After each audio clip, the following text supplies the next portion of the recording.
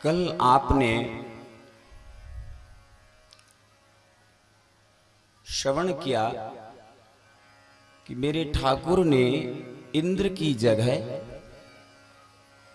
गोवर्धन भगवान की ब्रजवासियों से पूजा कराई।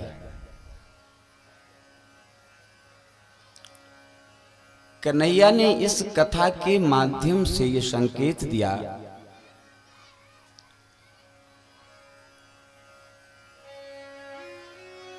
कि सारे संसार में हर जगह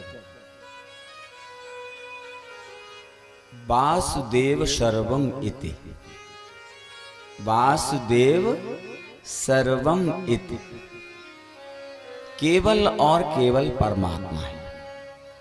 केवल और केवल परमात्मा का ही चिंतन करना चाहिए, उसका ही भजन करना चाहिए, उसका ही स्मरण करना चाहिए और उसका ही श्रवण करना चाहिए और उसका ही पूजन करना चाहिए। गीता में कन्हैया ने, हमारे कृष्ण ने सीधा सा कहा है कि अनेक चित्त विभ्रांता मोह जाल समावृता, अनेक चित्त विभ्रांता मोह जाल समावृता, प्रसक्ता काम भोगेश पतंति नरकी अश्चुचम। जो भटकते रहते हैं, जिनका विश्वास परमात्मा पर दृढ़ नहीं रहता है, जिनका मन भटकता रहता है, वो कभी परमात्मा प्राप्ति नहीं कर पाते हैं और वो अनेक मति से युक्त विभ्रांत होते हुए नरक को प्राप्त होते हैं। इसलिए कन्हैया ने जो पूजा की, जो भोग लगाया था, तो कन्हैया ही खिला रहा था और कन्हैया ही खा रहा था। कन्हैया ने सीधा सा संकेत दिया संसार वाला जीव मनुष्य, न तुम किसी को खिला रहे हो, न किसी का भरण पोषण कर रहे हो, केवल और केवल परमात्मा ही सबका उत्तरदायित्व निभाए है, वही सारी जिम्मेदारी उठाए है, वही सबका भरण पोषण कर रहा है, वही सबका मालिक वही है और कोई कुछ नहीं करता है।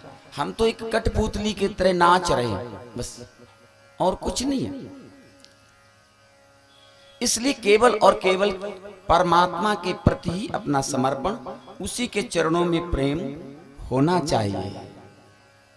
जो गोपियां ब्रज की हर क्षण कन्हैया का चिंतन करती हैं, हर क्षण कन्हैया को अपने हृदय में रखती हैं, ये गोपियां कोई साधारण गोपियां नहीं है। इन्होंने अपनी हजार जन्म कन्हैया के रसपान करने के लिए, उसके रस का पान करने के लिए, उसका एकात्म प्राप्त करने के लिए कुर्बान कर दिए हैं।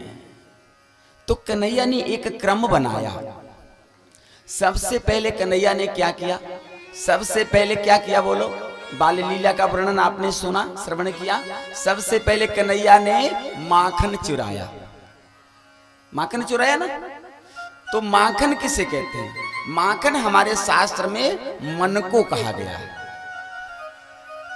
मन को मक्खन कहा गया है। तो कन्हैया ने सबसे पहले गोपियों के मन को अपनी तरफ आकर्षित किया, उसके मन को चुराया। कृष्ण कौन है? मैंने बताया ना, करसत इति कृष्ण, जो अपनी तरफ खींच ले वही कृष्ण है। तो सबसे पहले कन्हैया ने गोपियों के मन को अपनी तरफ खींचा। कन्हैया ने सोचा जिन्होंने 1000 जन्म कुर्बान कर दिए, यदि इनका मन किसी भी कारण से यदि मुझ में नहीं लगेगा तो इनका ये भी जीवन बेकार चला जाएगा, व्यर्थ चला जाएगा। तो कन्हैया ने सबसे पहले मन रूपी माखन को चुराया, क्योंकि सबका जो नियंत्रक है सारी इंद्रियों का, 5 कर्मेंद्रिय, 5 ज्ञानेंद्रिय, 10 मन बुद्धि चित्त अहंकार, ये 14 स्थान वासना के बताए गए और इन सब का नियंत्रक मन है। तो मन को, जैसे मन बताया नहीं आपको कि मन मेन स्विच है, मन मेन स्विच है, यदि इसको ऑफ कर दिया जाए तो सब ऑफ, संसार का। और ये वायु की तरह बताया गया है, वायुना नियते मेघा पुनस्ते नैव नियते मनसा कल्पते बंधो मोक्षस्ते नैव कल्पते। जैसे हवा चलने से ही बादल आता है, बोलो आता कि नहीं? जब बादल आता है, बहुत तेज हवा आती है, तो वायु ही बादल लाती है और वायु से ही बादल चला जाता है। बोले हवा चलने लगी इसलिए बादल चला गया, तो हवा से ही बादल आता है और हवा से ही बादल चला जाता है। ऐसे यदि ये मन संसार में लग गया तो ये पतन का कारण बन जाता है, और परमात्मा में लग गया तो ये परमात्मा से मिलाने का कारण बन जाता है, माध्यम बन जाता है। तो मन मुख्य है, इसलिए सबसे पहले कन्हैया ने मन को चुराया। उसके बाद आसक्ति रूपी मटकी को फोड़ा। अच्छा, आसक्ति मैंने बताई नहीं? जब परीक्षित जी महाराज ने श्री सुखदेव जी भगवान से पूछा, महाराज आसक्ति क्या है? तो श्री सुखदेव जी भगवान ने कहा कि जो आसक्ति है लेकिन जा नहीं सकती, आने के बाद जाने का नाम नहीं ले, वही आसक्ति, छूटती नहीं है, फिर नहीं छूटती। इसलिए आसक्ति को खत्म किया करें, यानी आसक्ति रूपी मटकी को फोड़ा। फिर काली रूपी मन को नियंत्रित किया, वासना रूपी वस्त्रों को चुराया, वासना का पर्दा हटाया, गोवर्धन का पूजन किया। गो माने भक्ति, वर्धन माने बढ़ाना, परमात्मा के चरणों में भक्ति को बढ़ाया। अब आता है जब इतनी चीजें शुद्ध की परमात्मा ने, तब कहीं परमात्मा से मिलने का गोपियों का अवसर आया। ये जीव परमात्मा का है, वो चैलेंज करता है, वो घोषणा करता है कि मवय वांसो जीव लोके जीव भूतो सनातन, जीव मेरा ही अंश है। अच्छा, इसका प्रमाण क्या है कि जीव परमात्मा का अंश है? देखो, जो जिसका है, जो जिसका है उसकी तरफ भागता है, भागे कभी। आपने देखा होगा कितना भी व्यक्ति भगवान को न मानने वाला हो, लेकिन कभी यदि घोर संकट जिस समय अचानक आ जाए तो उसके मुंह से भी एक बार परमात्मा का नाम निकल जाता है। इसका ये प्रमाणित करता है, ये प्रमाणित करता है कि किसी कॉर्नर में हो, कहीं हो, उसका जुड़ाव, उसका लगाव, उसका कांटेक्ट, उसके हम अंश हैं, इसका प्रमाण कहीं न कहीं जरूर छुपा हुआ है। रावण इतना नास्तिक बन गया था, राम को मानता ही नहीं था, लेकिन उसको भी अंत में जब उस भगवान ने उसे मारा तो अंत में उसके भी नाम, उसके भी मुख से प्रभु का नाम निकल गया, कहां राम रन हतों पचारी। ये प्रमाण करता है कि हम उसके अंश हैं, और जो जिसका अंश होता है वो उसमें ही मिलना चाहता है। जैसे आग को जलाओ, आग जहां कहीं भी है सूर्य का अंश है, हमारा शास्त्र। जहां कहीं भी आग जैसे जलाओगे, कहीं जलाओ, चाहे गड्ढे में जलाओ, कहां जाएगी बोलो? ऊपर जाती है। जल कहीं भी है समुद्र का अंश है, जल जहां भी है समुद्र का अंश है। जल को कृत्रिम तरीके से आप कहीं भी ले जाओ, लेकिन स्वतंत्र तरीके से जिस समय छोड़ोगे तो सीधा नीचे की तरफ आएगा, वो भी समुद्र में मिलना चाहता है। तो जो जिसका अंश है वो उसमें मिलना चाहता है। आज गोपियां भी जिन्होंने अपने हजार हजार जन्म कुर्बान कर दिए हैं, कन्हैया के लिए जो व्याकुल है, उसका एकाकार करने के लिए, उसके रस का पान करने के लिए आज वो अवसर आ गया। पूर्णिमा की रात थी, चंद्रमा अपने पूरे सौंदर्य पे था, कन्हैया ने बहुत मधुर मधुर मुरली बजाई। दृष्टा कुमुद्वन्तम खंड मंडलम रमा ननाभम नवकुंकमारुणम वनम च तत्कोमलगोभिरञ्जितं जगो कलम्बां दृशां मनोहरं निशम्य गीतं तदनङ्गवर्धनं व्रजये स्त्रियः कृष्णगृहीतमानस आजग्मरन्योन्यमलक्षितोत्थमा शयत्र कान्तो जवलोलकुण्डलः। और जैसे ही कन्हैया ने सुंदर मधुर मधुर मुरली बजाई तो कन्हैया से मिलने की लालसा में जो गोपियां थीं, जिस अवस्था में थीं, वे उसी अवस्था में भाग पड़ी। प्रेम में ज्ञान नहीं रहता, प्रेम में देहाध्यास नहीं रहता। देह भान भूल जाना ही प्रेम की पराकाष्ठा है। आज गोपियां स्वयं को भूल गईं, जो जैसी थी वैसी भाग खड़ी। एक कान में कुंडल पहने थी, दूसरे में पहनने जा रही थी, वैसी भाग खड़ी हुई। आधी साड़ी पहनी, आधी हाथ में, वैसी भाग खड़ी हुई। कोई आटा गूंथने जा रही थी और हाथ आटा में डाला ही हुआ था, आटा गूंद भी नहीं पाया था, उन्हीं हाथों से भाग खड़ी हुई। कोई जल भरने जा रही थी, घड़ा डाला ही था, वहीं से भाग खड़ी हुई। जो जिस अवस्था में थी उस अवस्था में ही गोपियां भाग खड़ी हुई। कोई उठी दौरी, कोई भूल गई पौरी, कोई उठ दौरी, कोई भूल गई पौरी, कोई बौरी भई कौरी भरे कदम हु के डाल की। समझ नहीं पाया, सब भूल गई, कदम को ही कन्हैया समझ बैठे। आहा, क्या बात है। जिससे कण कण में परमात्मा के दर्शन होने लगे, समझ लो वो प्रेम की पराकाष्ठा पार कर गया है, पार कर गया है। कदम कोई कन्हैया समझ बैठे। कोई उठी दौरी, कोई भूल गई पौरी, कोई बौरी भई कौरी भरे कदम हु के डार की।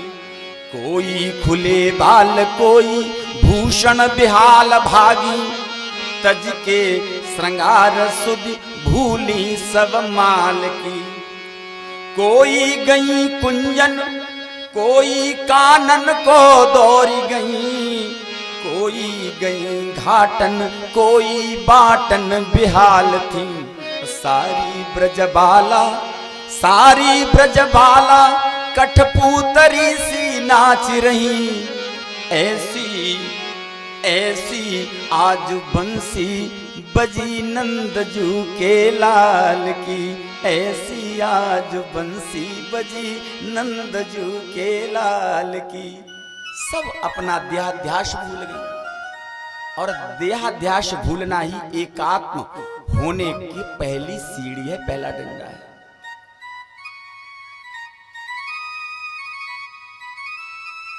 भाग करके पहुंची कन्हैया के पास। देखो, परमात्मा से मिलने की ये सब लक्षण गोपियों के माध्यम से हमें बताए गए हैं। परमात्मा की प्राप्ति जैसी गोपियों ने की, जैसी गोपियों की स्थिति हो जाए, वैसी जब स्थिति हमारी बन जाए, समझ लो उसी दिन परमात्मा को मिलते देर नहीं लगेगी।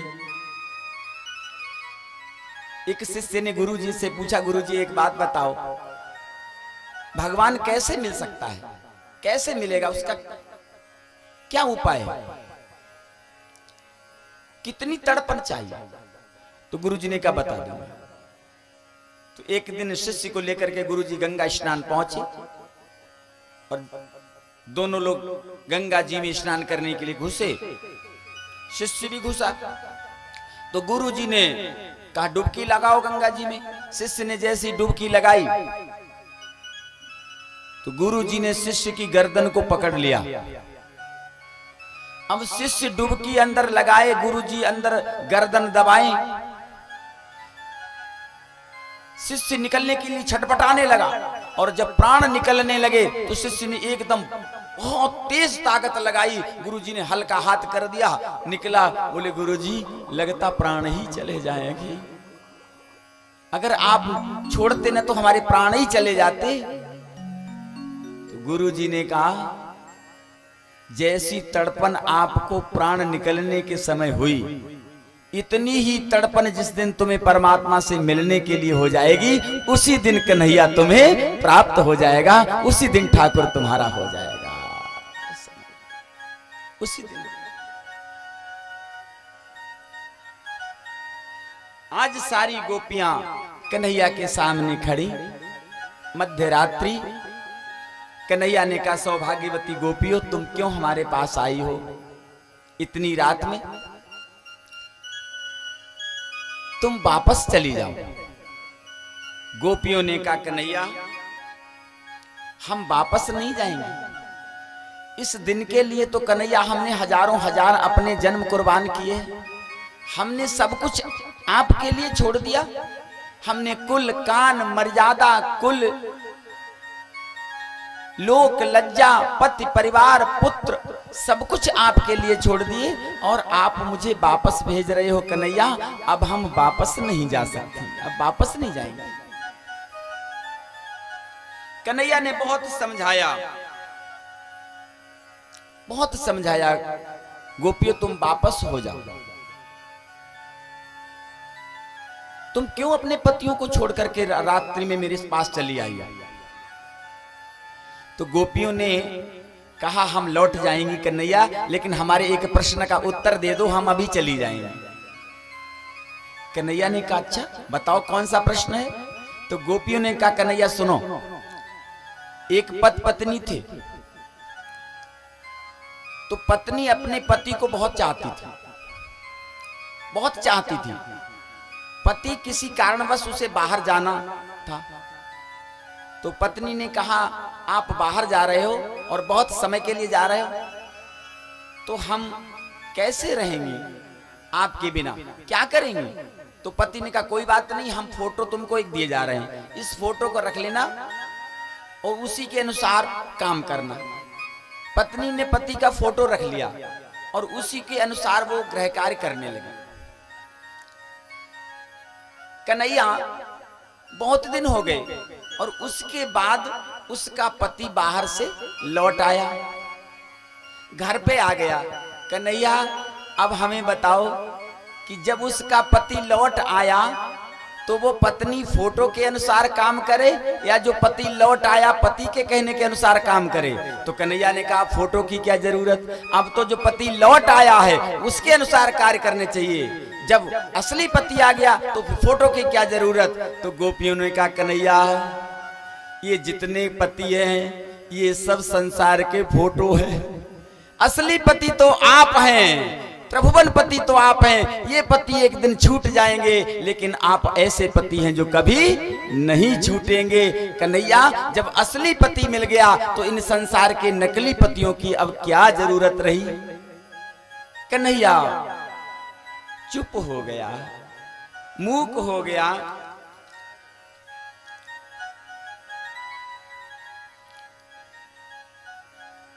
जब मूक हो गया कन्हैया तो गोपियों ने कहा प्यारे एक बात सुनो, हम अगर आप हमें लौटाना चाहते हो, आप हमें अपनाना नहीं चाहते, आप अपना प्रेम रस हमें नहीं देना चाहते, कन्हैया कोई बात नहीं,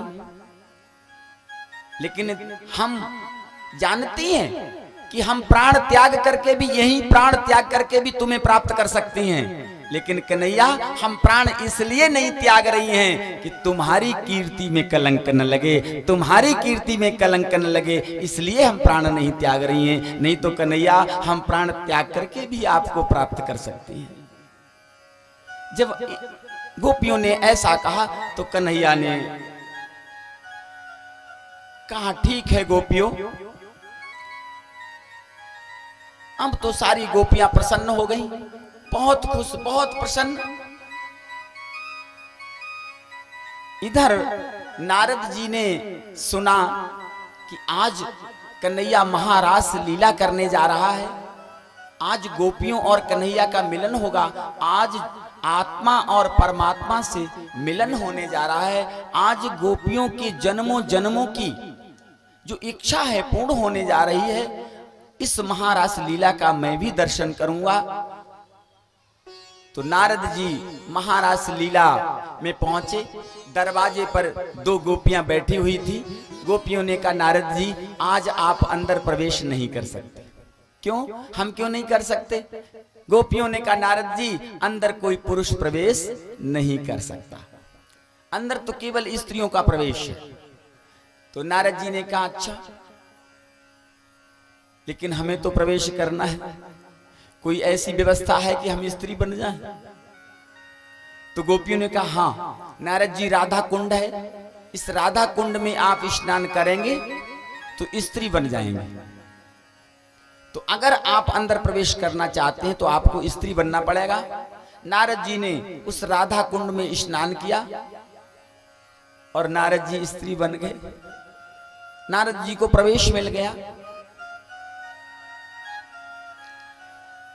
इधर पार्वती जी भी तैयार हो रही हैं।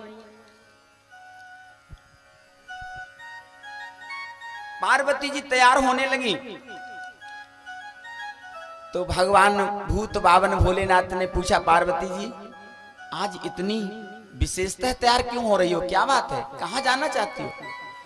तो पार्वती जी ने कहा, भोलेनाथ तुम्हें नहीं मालूम है, आज कन्हैया वृंदावन में महारास करने जा रहा है, उसका दर्शन करने में जा रही हूं।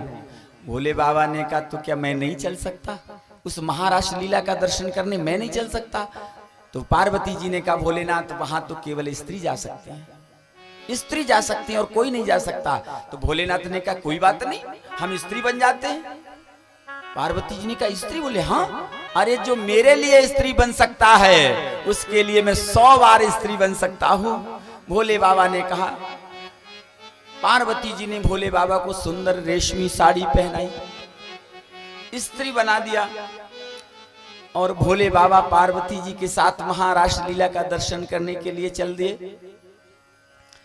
एक दिन वो भोले भंडारी, एक दिन वो भोले भंडारी बनकर ब्रज की नारी गोकुल में आ गए हैं, गोकुल में आ गए। वो भोले भंडारी बनकर ब्रज की नारी गोकुल में आ गए हैं, गोकुल में आ गए हैं। पार्वती जी मना के हारी, पार्वती जी मना के हारी, ना माने त्रिपुरारी गोकुल में आ गए हैं, गोकुल में आ गए हैं। पार्वती जी मना के हारी, ना माने त्रिपुरारी गोकुल में आ गए हैं, गोकुल में आ गए हैं।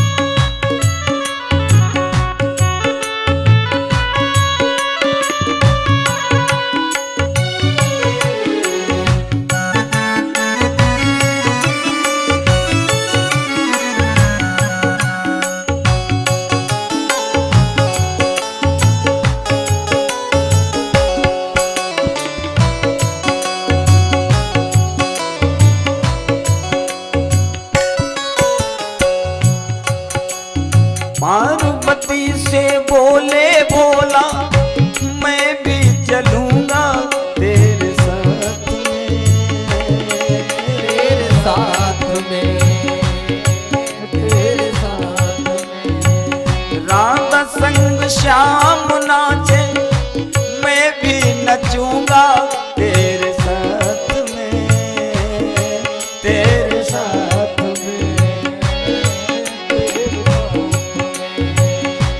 रचा है ब्रज में भारी, मुझे दिखाओ प्यारी। गोकुल में आ गए हैं, गोकुल में आ गए हैं।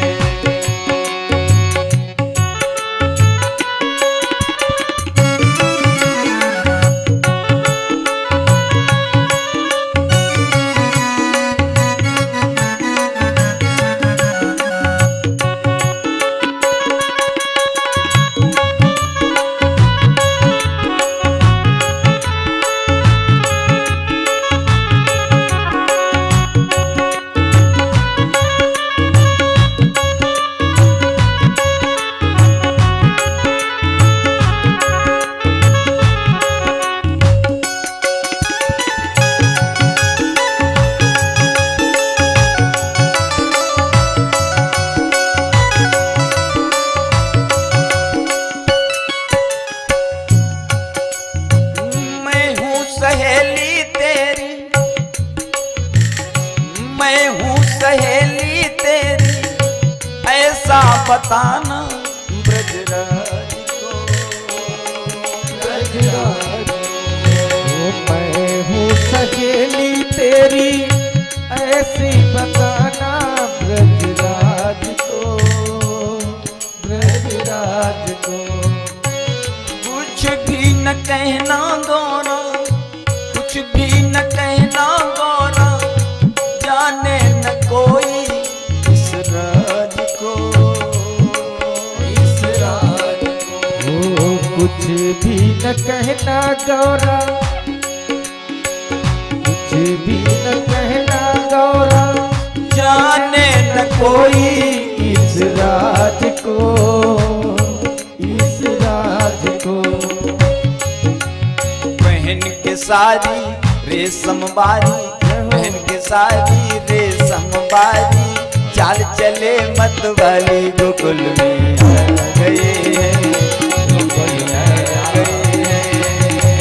एक दिन वो बोले भंडारी, बन के ब्रज की नारी। गोकुल में आ गए हैं, गोकुल में आ गए हैं। मना के हारी ना माने त्रिपुरारी, गोकुल में आ गए हैं, गोकुल में आ गए हैं। जय हो।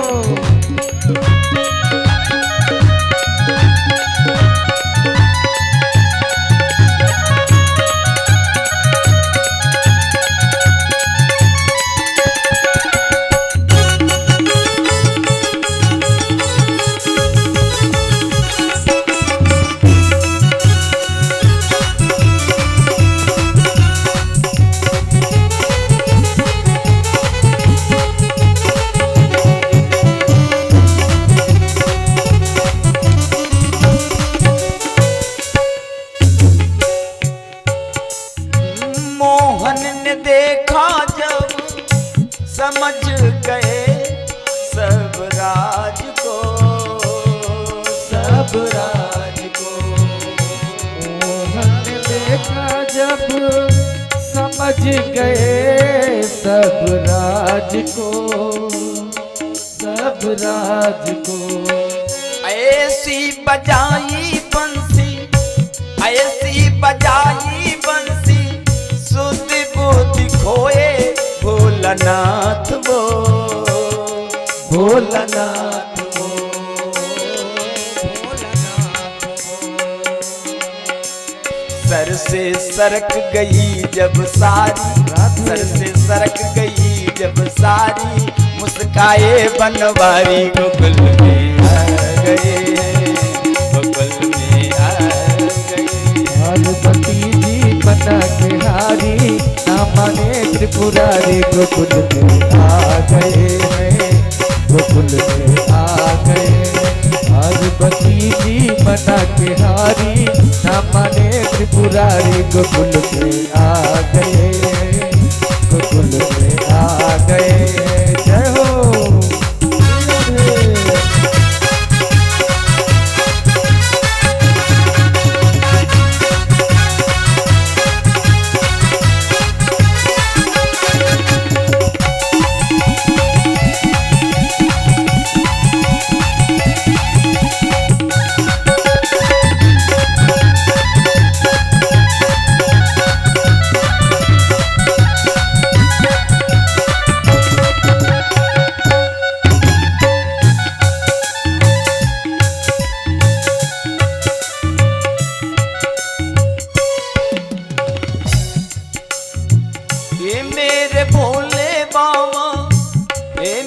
मेरे भोले बाबा सबसे गोपेश्वर बड़ा बड़ा नाम है, बड़ा नाम है। ये मेरे भोले बाबा सबसे गोपेश्वर बड़ा नाम है।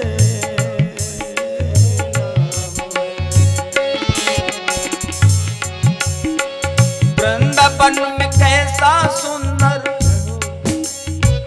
वृंदावन में कैसा सुंदर सुख में बनाया अपना धाम है, अपना धाम है, अपना धाम है।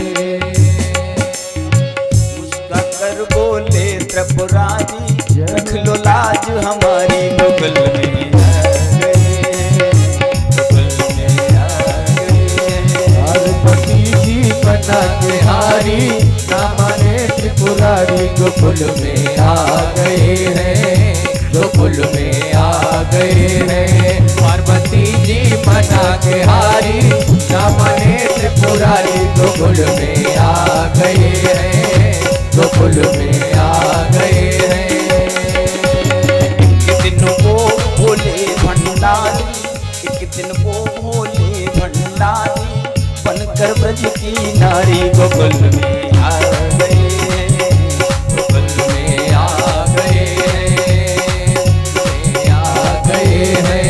एक दिन को भोले भंडारी बनके नारी गोकुल में आ गए हैं, गोकुल में आ गए हैं। पार्वती जी बना के हारी ना माने त्रिपुरारी गोकुल में आ गए हैं, गोकुल में आ गए हैं, गोकुल में आ गए हैं। जय जय श्री राधे श्याम।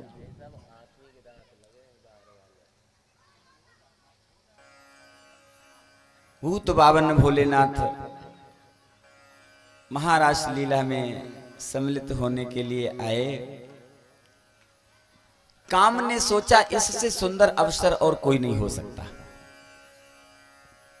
अब हम भगवान कृष्ण को आज हम पकड़ लेंगे,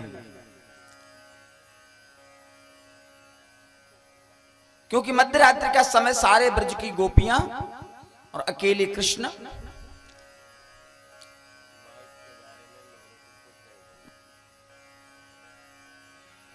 राम के अवतार में तो हमने उन्हें नहीं परास्त कर पाया, लेकिन आज हम उन्हें जरूर पकड़ लेंगे। कन्हैया ने भी चैलेंज किया था काम को, आ जाना। महाराज लीला प्रारंभ हुई। गोपियां कृष्ण का चिंतन करते करते कृष्ण ही बन गई। काम जब आया और देखा कि कृष्ण के अलावा और कोई है ही नहीं, कृष्ण के अलावा कोई नहीं है, काम ने धनुष बाण रख दिया, प्रणाम किया और वापस हो गया। एकाकार हो गया था, एकाकार हो चुका।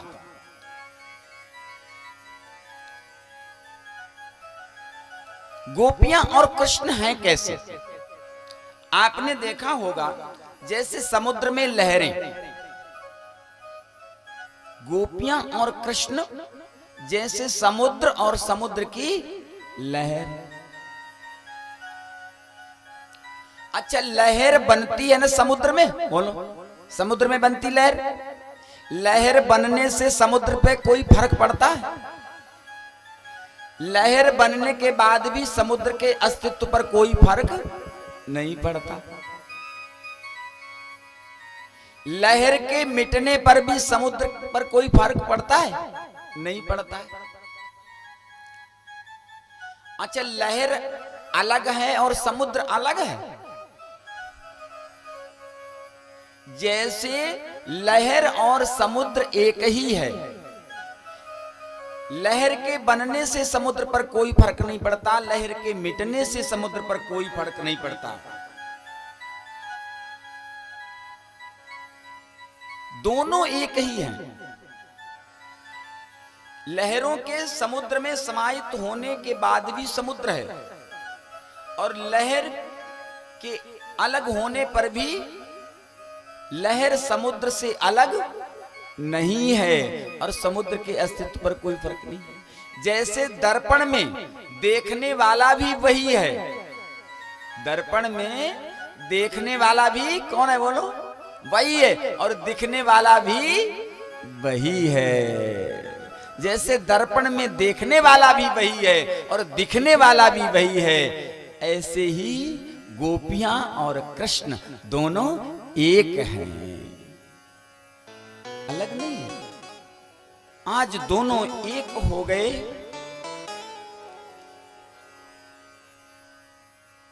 काम हार करके चला गया, महारी रासलीला चलने लगी।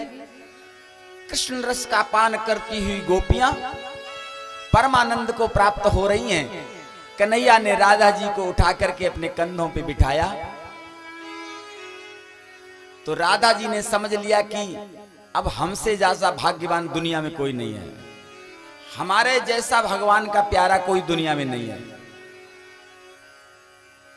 और जहां अहंकार आया, समझ लो परमात्मा ने छोड़ दिया। अहंकार भगवान का भोजन है, और अहंकार को डमरू कहा गया। ये दोनों तरफ बजता है, ज्ञान में भी बजता है और अज्ञान में भी बजता है।